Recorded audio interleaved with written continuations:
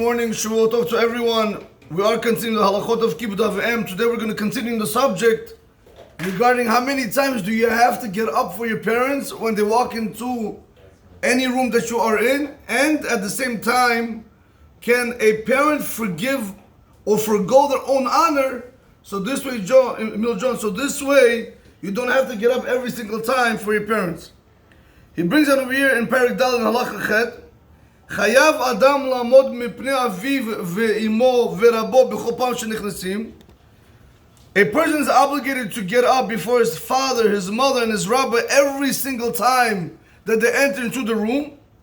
ואפילו 100 פעמים ביום, even if it's 100 times during the day, you have an obligation to get up for your parents, like we saw before, at full stature. That means your parents walk into the room to see you, you gotta get up. They walk into the house, you gotta get up. You see them from a distance, you gotta get up. It doesn't matter how many times during the day, you have an obligation to drop everything and you have to get up. This halacha also applies even if you are alone with your father and there's nobody else watching you. Not in front of other people. The Ashkenazim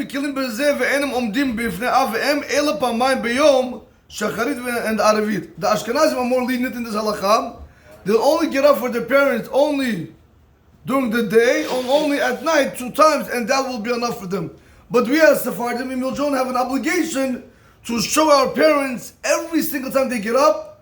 We have to basically come out, we have to get up and sit down, get up and sit down. Or like we said before, you cannot sit down until they sit down. Halacha Tet says over here, Av shemachal al kivodo, kivodo machul. If you have a father that he overlooks his honor, he forgoes his honor is forgiven.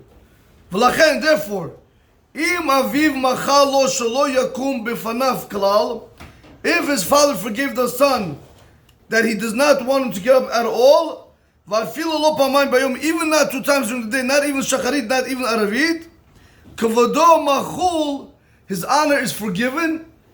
And the son has every permission not to get up in front of his father at all. That's only if the father overgoes his honor. Nevertheless, but even so, if your mother and your father come into the room, nevertheless, he says you should get up a little bit and you should want to show them honor. You want to show them importance. Even though you don't have to, you're not obligated, nevertheless, you should show them importance. Now, how does this work, Rabotai? How does this work? Because as you guys know, Arturchik, that when you daven Shemna Esrei and you have your son davening next to you, it's a problem. Because your son cannot daven in any 4 arba mot around you. He's not allowed to daven, meaning 6 to 8 feet to every side of yours. But every father wants his son to be by his side. So that's what you as a father have to say, I forgive or I forgo my honor and I want you, my son, to be next to me. Otherwise he cannot daven Shem Nesser over there. Same thing over here. How does this thing work when you say that I no longer want my son to get up for me or my daughter, etc.? How does this work? So it goes like this, Rabotai. The father has to say it openly. So he explains. Uben shebikesh michila mehora'av v'shatkum. What happens if a child, he went to his father up and he said, Papa, I do not want to get up for you. Or I can't keep on getting up for you every time you walk in. Be happy that I'm coming home. Sure you want me to get up for you, right? That's how it works today. This is not called michila. It's not called that you're being forgiven. Because we're not going to say shtikake hoda adam. We're not going to say being silent is as if you are admitting to what the person is saying. Until the parents tell you, openly that they forgive you by you not having to get up. Unless they already tell you okay, or beseder, then you are allowed to go ahead and not have to get up for them. Or they shook their head and they say you don't have to get up for us. If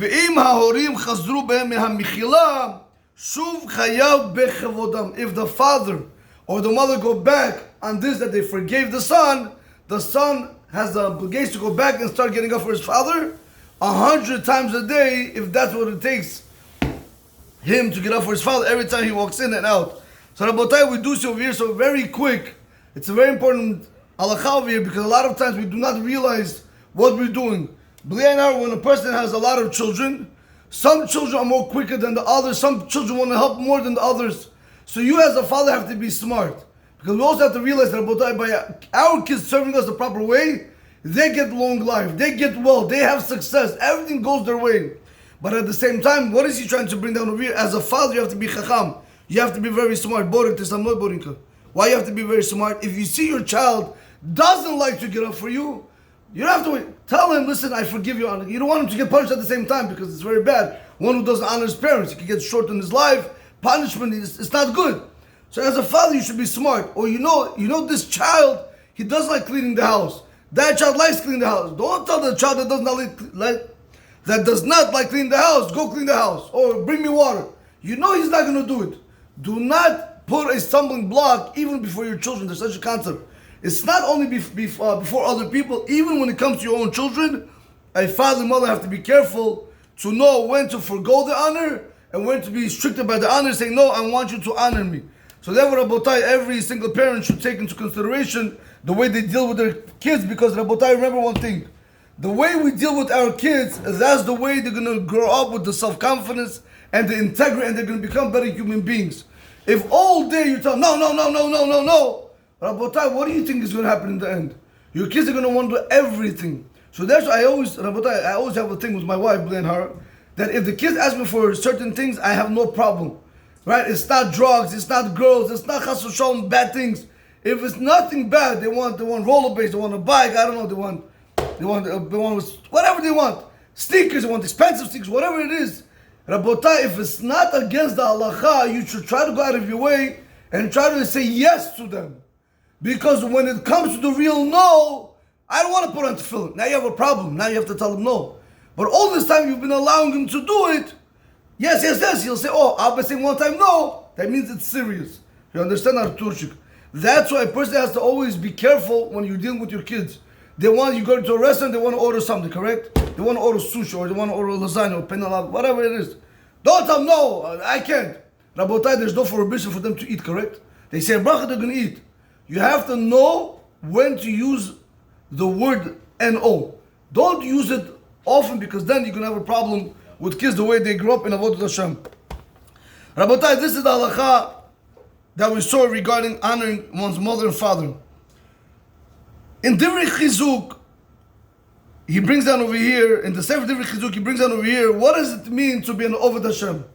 What does it mean to serve Hashem, to be a servant of Hashem?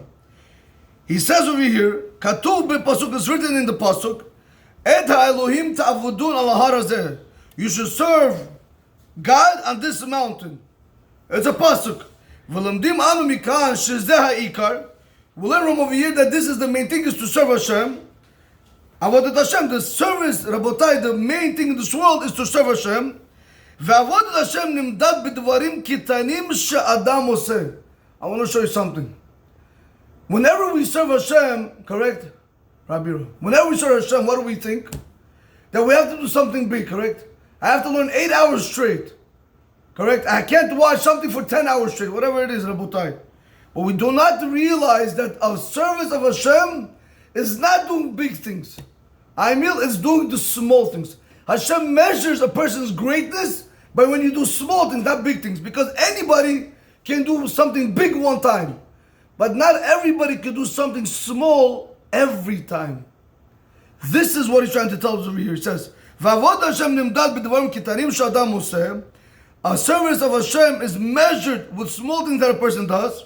כמו שאמרו בגימור, על הפסוק, ושבתם וראיתם בין צדיק לרשע, you returned and you saw the difference between a tzaddik and a rasha, בין עובד אלוהים לאשר לא עבדו.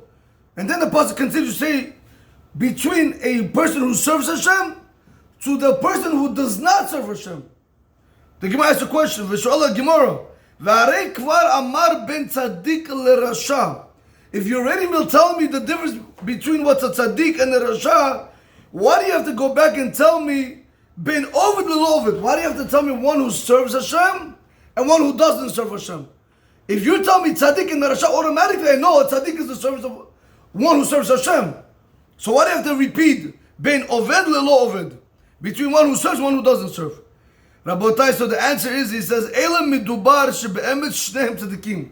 Really, in this passage, when it says one who serves and one who's a tzaddik, one who serves Hashem and one who does not serve Hashem, they're both tzaddikim. So what's the difference? וההבדל בין מי ששונה פרקו 100 פעמים למי ששונה פרקו 101. Do you know the difference between a servant of Hashem and one who does not serve Hashem, even though he's a tzaddik? One who repeats his learning, say one page, one who repeats his learning 100 times, versus one who repeats his learning 101 times.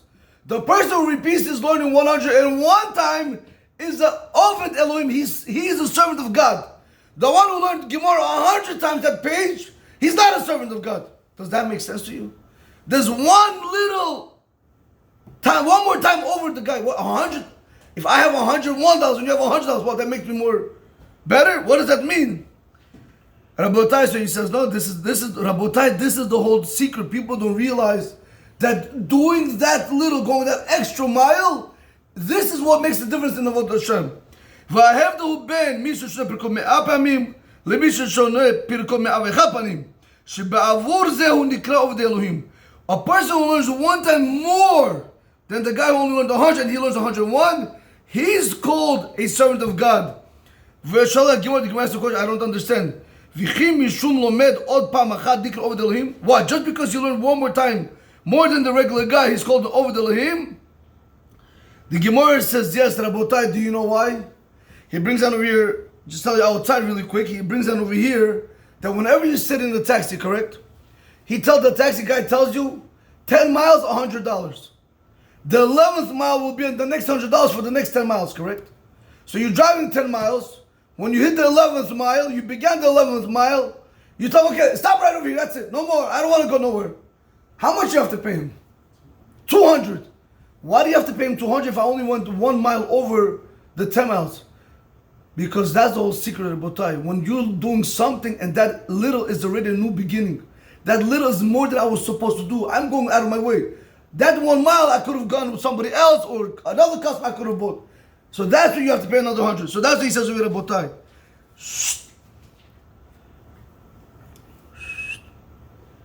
Rabotai, that's what he says over here. Let me just get over here. That's what the Mashgich says. After the story, he says like this. Same thing with Avodah Hashem. When you go 10 miles or 11 miles, where you have to pay $100 or $200, even though you only went 1 mile over, if a person is going to add a little bit more, from what he's accustomed to, and he's going to strengthen himself, and he's going to go a little bit more than what he's accustomed to doing, with this you're called a servant of Hashem. Because this shows, that little shows that you're not doing to what you're accustomed to do. Because everybody likes to be in their comfort zone. Nobody likes to come out from their comfort zone. Everybody's afraid of that uncomfort zone. That's what he's trying to tell you here. This shows about that little. When you come out from your comfort zone and you do more than you have to, a little bit, that shows that you're an Eved Hashem. Rather, you add from yourself a little bit and you strengthen yourself more.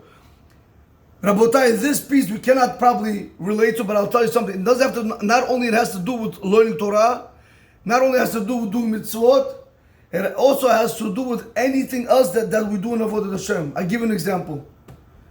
A person, chas v'shalom, Rabotai, I'm not telling you it's mutar, chas v'shalom, I'm not telling you it's mutar lolim. But a person, chas v'shalom, right now is on YouTube, or Instagram, or Facebook, and he's looking at the clips, correct? Or chas v'shalom, this guy wants to see Lolenu or something not nice, pre-truth. Or chas v'shalom, he wants to say a word of Lashon Hara, or he wants to do something wrong. There's an event that he wants to do. So what does he say? Let me do it. No, Rabotai. If you tell Hashem, listen, for the next 5 minutes, I'm not going to watch the TikTok, I'm not going to watch Instagram, I'm not going to watch. For the next 5 minutes, Hashem, it goes to you. I can't break myself, but I will break myself now. 5 minutes, just Hashem, these 5 minutes, I'm not watching nothing. That's the time I usually watch, I'm not watching. That's the time I usually speak Lashon Hara, I'm not going to speak Lashon Hara. That's the time when I do Averis, I'm not going to do it. My friends want to do something wrong, 30 minutes, I'm not doing it. Rabotai, try to start breaking yourself a little bit for Avodah Hashem. It's wanting to go and daven and to learn Torah and to go above and beyond over there. But the main secret is, the main ingredient in Avodah Hashem is trying to stay away from Averot. Because the problem in Avodah Hashem, what do we do in Nissan John? We go. In the morning we get up, we down Baruch Hashem, we learn Baruch Hashem, everything goes good. In the morning we down, we go 10 steps forward. But when it comes during the day and at night, we go 100 steps back. And then again, to reach those 10 steps, you got to work another 3-4 days. But again, at night, we go back. So we're never ever growing. That's what a person has to know, Rabotai. It's not only in Avodah Hashem that you have to add a little bit. It's also you have to try to stay away from the Averos. If somebody tells you to do something wrong, tell yourself. I'm not telling you it's allowed. But start then a little bit, and then it's going to actually build momentum. After that, 15 minutes, 20 minutes, 30 minutes, until you're able to completely break yourself off from these chains. Because you should know, I'll tell you something. You know what somebody said one time, very nice Pishad. Why is it called the web? Arturchik, why is it called the web? The web, the internet, why is it called the net? Because it got you in the net and it got you in the web. Somebody sent me a nice video of Donald Trump saying, I'm telling you guys, this guy's unbelievable. He said, you guys don't realize how the upper world works, the rich people class, how they work. They want you to be busy with TikTok and Instagram. They won't allow their kids to watch it. But they want you to be busy with this. You know why? Because they want you to be regular citizens. They want everybody to stay below. So all you guys do is all your life you sit and you watch. You're not getting up. He says, you're not making money. You're not growing. You're not doing nothing. You have a job from 8 to 5 and that's it. Like, shape everybody. Nobody's going above and beyond. So Donald Trump says something very fascinating about that. Going to have wisdom. He says something very fascinating. They're so smart in stealing your time away and from allowing you to produce to your fullest potential. And we, like chamorim, like donkeys, we fall into it. So they're getting paid. The people that are making all these videos and all these shows, they're getting paid. But how much are you getting, Rav? Zero from it. So you feel that you're getting those 2 minutes that you, something nice. Why, that's going to help you tomorrow. Rabotai, you know Rabbi Shimshon Pinkas Zatzal? How about you heard of him? Very big rabbi in Israel. There was once a yeshiva boy who was going from one place to another place to yeshiva to learn Torah, and there was a car accident. Somebody died, so there was a lot of ambulances, police, everything. So the guy stopped and he started looking what's going on. Right? Everybody, what? Why are you Hatzalah? Why are you going to be able to save the guy? Go do something more important with you. Go learn Torah, Rabotai. People do not realize what time is. Remember one thing, money can buy everything, but one thing it can never buy is time. And you see that especially with people that when they become older and they start realizing, how did I get to 50? How did I get to 70? How did I get to 80? Where's all my years? Where did everything go? Try to go buy it back, Rabotai, you're not going to buy it back. Do you know why? Because time doesn't wait for nobody. Rabotai, so that's why do not allow other people, the world, to steal your time. Rabotai, we want to conclude with these pieces over here. He says, you know, everybody knows the Khatam Sofer, correct? How did the Khatam Sofer become great? Very big rabbi, Rabotai, he wrote a lot of shooting. How did he become great? וכמו ששאלו את החזון איש על החתם סופר. They asked the חזון איש and the חתם סופר. במה זכה הוא לצאת יותר מכל חכמי דורו? Why was he more great than any other rabbi? Why was the Khatam Sofer greater than anyone else? Listen what he said. Listen to what he said. ואמר משום שהיה מוסיף יותר מכולם.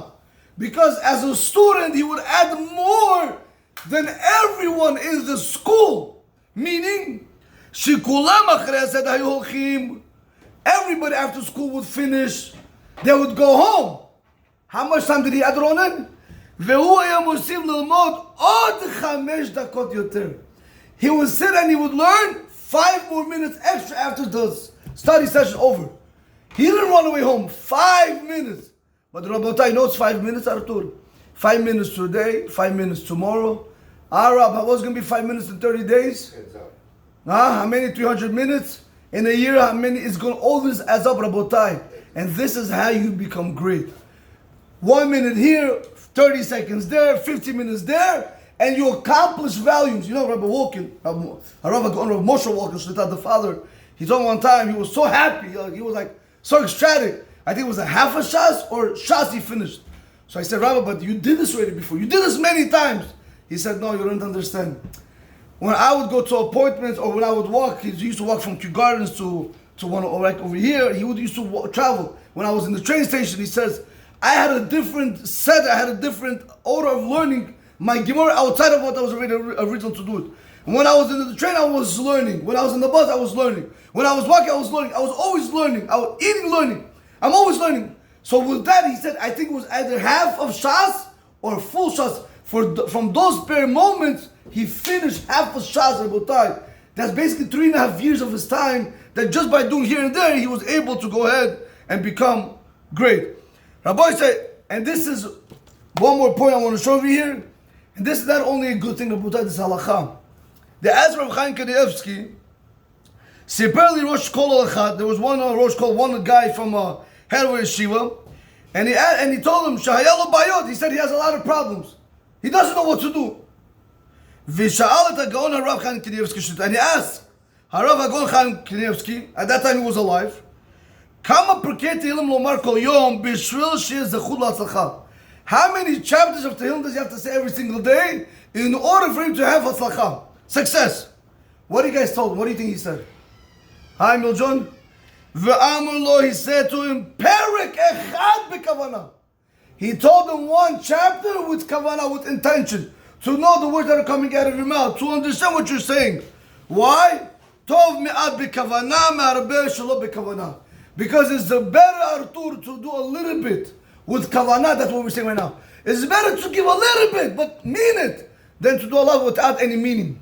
And that's what the Shulchan Aruch says in Halach, in Siman Aleph Halach Dalet. Tov me'at tachunim b'kavanah, me'arbot below kavanah. It's a little bit. It's better to do a little bit with kavanah than to do a lot without kavanah. What do I mean? I'll explain to you like this. A lot of times, I'm not chas v'shalom speaking on anybody. I'm just trying to show you the emet, Rabotai. People need to realize. Rabbi Yaakov Yosef Zatal used to say, you have no idea, if anybody gets the zechut to listen to him, listen to him. See the way he teaches. Emets. A lot of times you go to Yeshua, correct the Rab. So you have over there 7 rabbis, 10 rabbis, 3 rabbis, 4 rabbis, 5 rabbis. And you have over there, they say, Patach Eliyahu Zachul Tov, correct? You understand what it means, Rab? No, do you think, I also don't understand. You think some of them understand it? Maybe they also don't understand it. But they're reading it.